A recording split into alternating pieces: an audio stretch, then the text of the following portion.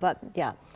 And certainly, one of the talking points we saw online was that a possible connection between this earthquake and the one in Turkey. Lots of questions, of course. And Elise Smith is with us now to get some more information on that. Hi, Elise. Hi, yes, good afternoon, Kate and Maria. Yes, I, like you, this morning was woken up by that 3.8 magnitude earthquake, which was somewhat fresh in my mind after hearing about that stronger earthquake and the aftershocks and resulting humanitarian crisis in Turkey. Now, I remember that because I read about it before I went to bed last night. So then when the earthquake woke me up, the natural question, are these two events related?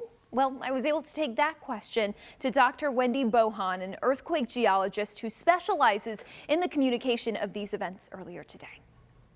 So there is something called dynamic triggering, where a large earthquake in a different place, as the waves travel across the earth and through the earth, if there's other fault systems that are very, very, very, very close to having earthquakes, it can be kind of the straw that breaks the camel's back.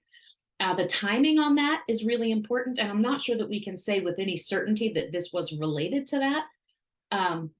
Earthquakes happen in that region where you are, every couple of years, people will feel one. They don't happen often, but they do happen. So could it have been related? Potentially, but, probably not. A lot of things are coincidental. And sometimes, especially when we see big earthquakes like what's happening in Turkey, and then there's something that's similar close to us, we want to link those things.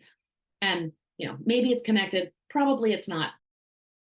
Yeah, and us here in Buffalo, no coincidence when we had the November lake effect snowstorm and then the blizzard of 2022 back to back. And keep in mind that earthquakes occur every day, but typically along major fault lines and tectonic plates, like out in California.